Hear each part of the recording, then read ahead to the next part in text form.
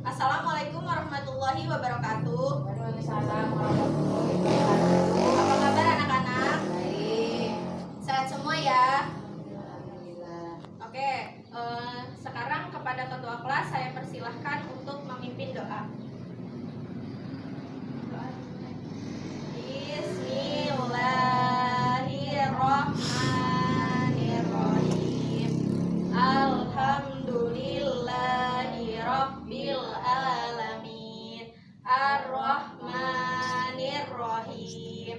Maliki yaumiddin. Iyyaka na'budu wa iyyaka nasta'in. Ihdinas siratal mustaqim. Siratal ladzina an'amta 'alaihim ghairil maghdubi 'alaihim waladdallin. Amin. Oke. Jadi anak-anak, hari ini kita akan belajar tentang adab terhadap lingkungan. Nah, di sini indikator pembelajarannya itu yaitu tentang penghayatan terhadap keimanan, pentingnya kewajiban menerapkan adab terhadap lingkungan. Yang kedua, pembiasaan berperilaku positif sesuai dengan kewajiban menerapkan adab terhadap lingkungan. Dan yang ketiga, menjelaskan adab terhadap lingkungan. Nah, di sini di Quran surat Al-A'raf ayat 56, Allah Subhanahu wa taala telah menunjukkan banyak bukti bahwa apabila alam diperlakukan semena-mena, dampaknya tidak hanya menimpa manusia, hewan, dan tumbuhan, tetapi bisa berakibat fatal terhadap makhluk lain seperti tanah, batu, sungai, gunung, dan benda-benda lainnya.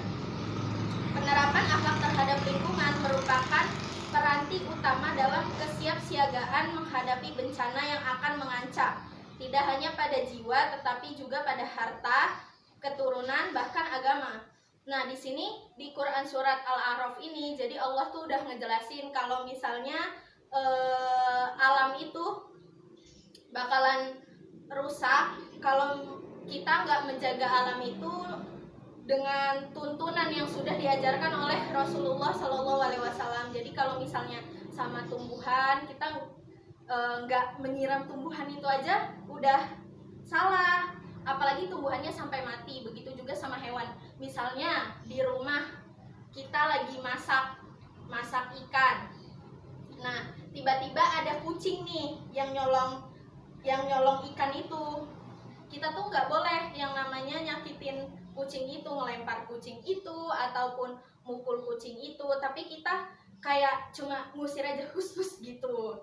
Cara kita menerapkan rasa kasih sayang kita terhadap hewan itu juga salah satu adab Islam terhadap lingkungan, karena lingkungan itu nggak cuma lingkungan yang ada di sekitar kita kayak alam, sungai, hutan, gunung, lingkungan sekitar kita juga kan terdapat makhluk Allah. Makhluk Allah itu nggak cuma manusia aja, tapi ada hewan dan juga ada tumbuhan. Jadi ngerti ya, di Quran surat Al-A'raf ayat 56. Kita lanjut ke yang berikutnya, dalam konteks negara. Nah, dalam konteks negara, adab Islam terhadap lingkungan ini merupakan kebutuhan publik. Jadi alam diciptakan oleh Allah Subhanahu wa taala itu untuk kita jaga, untuk kita lestarikan, dan bukan untuk dirusak. Kayak contohnya ya, misalnya bayangin aja di dunia ini gak ada tanah, mungkin kita gak tercipta, dan juga kita gak bakalan bisa makan yang namanya makanan pokok di Indonesia, kayak ada nasi, terus ada jagung, kan itu tumbuhnya kan dari tanah dulu, kita nanam kan. Terus abis itu bayangin kalau di alam ini nggak ada sungai, mungkin kita nggak bisa makan ikan.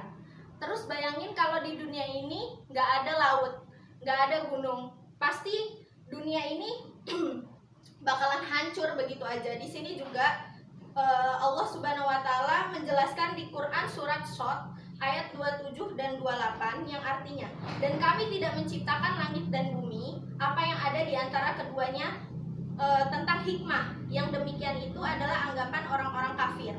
Maka celakalah orang-orang kafir itu karena mereka akan masuk neraka.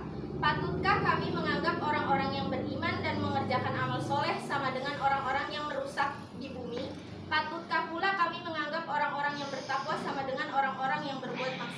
Jadi ayat ini dimaksudkan untuk kita sebagai manusia mengambil pelajaran di dalamnya, tidak boleh berburuk sangka kepada Allah atas segala yang diciptakan di muka bumi. Contohnya alam ya. Lanjut, di sini juga dijelaskan di Quran surat Al-A'raf ayat 56 sampai 58. Dari ayat tersebut kita dapat pahami bahwa Allah memperhatikan kesejahteraan manusia di muka bumi dengan diturunkannya hujan yang memungkinkan pepohonan tumbuh dan menghasilkan buah yang bisa dinikmati. Nah, Ibu mau jelasin tentang contoh berbuat kerusakan ya, yang sekarang ini lagi benar-benar terjadi di muka bumi kita. Satu nih, kayak kita lupa menutup keran air. Pasti dong, kalau kita cewek-cewek nih nyuci, kadang-kadang lupa sampai tumpah, sampai luber, itu juga termasuk salah, kerusakan yang disebabkan oleh adab kita sendiri gitu. Terus yang berikutnya, kita lupa juga mematikan lampu. Kalau udah siang, udah terang, udah ada matahari, tapi kita lupa kadang matiin lampu, main tinggal gitu aja. Itu juga salah satu kerusakan yang disebabkan oleh diri kita sendiri. Jadi kita kayak nggak punya adab terhadap lingkungan, kayak nggak menjaga lingkungan gitu ya. Terus abis itu di Quran surat Ar-Rum ayat 41 sampai 42, di sini penekanan larangan merusak dan mengeksploitasi alam. Nah, di Quran surat Al-Rum ya, ayat 41 sampai 42, Allah Subhanahu wa taala berfirman yang artinya, telah nampak kerusakan di darat dan di laut disebabkan karena perbuatan manusia, supaya Allah merasakan kepada mereka sebagian dari akibat perbuatan mereka dan agar mereka kembali ke jalan yang benar. Nah, ayat tersebut dijelaskan bahwa segala kerusakan di muka bumi ini adalah akibat ulah manusia yang merusak alam itu. Kayak misalnya sekarang global warming atau cuaca semakin panas, itu gara-gara siapa? Gara-gara kita manusia yang udah males-malesan nanam pohon, yang nebangin pohon sembarangan. Terus abis itu kita sekarang nih orang-orang kaya di luaran sana membangun rumah dengan rumah kaca. Mereka tuh nggak tahu efek rumah kaca itu apa kan? Harusnya mereka cari tahu dulu. Efek rumah kaca itu sangat berbahaya buat alam kita. Karena apa? Karena dapat mengakibatkan global warming tadi, atau lapisan ozon itu bisa memanas karena pancaran dari rumah kaca tersebut ke matahari. Jadinya bisa menyebabkan kerusakan pada lingkungan. Terus kita pakai AC.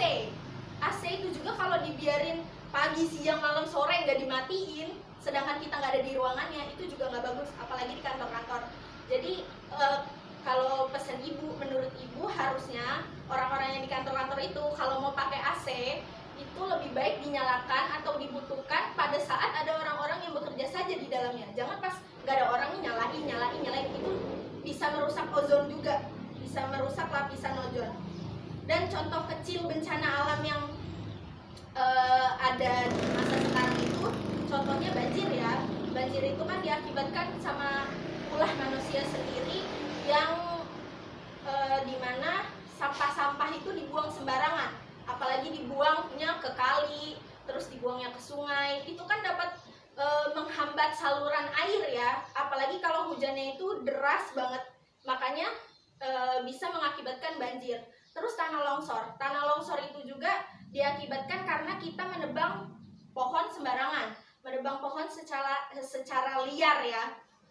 Jadi kalau ada gunung itu kalau masih ada lahan atau masih ada tanah yang bagus, apalagi tanahnya itu subur, lebih baik diadakan kayak penanaman 1000 pohon. Nah, itu bagus banget daripada kita tebangin 1000 pohon, itu malah mengakibatkan bencana.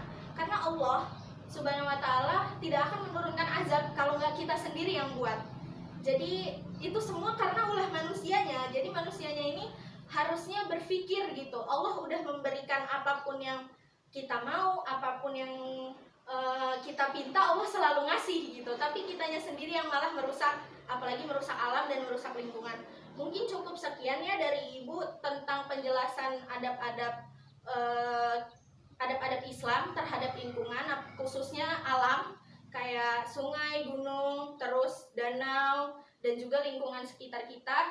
Semoga bermanfaat dan Ibu tugaskan buat kalian minggu depan kalian buat makalah tentang adab Islam terhadap lingkungan di lingkungan rumah kalian ya. Dikumpulkan minggu depan ya. Ya, Bu. Oke, jangan lupa ya anak-anak. Oke, Ibu akhiri saja. Cukup sekian penjelasan dari Ibu tentang pelajaran kita hari ini. Kurang lebihnya Ibu mohon maaf.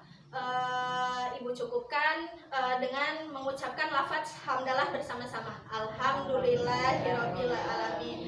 Oke, sebelum Ibu keluar kelas, kalian semua baca doa mau pulang dulu ya. Baca surat wal asri.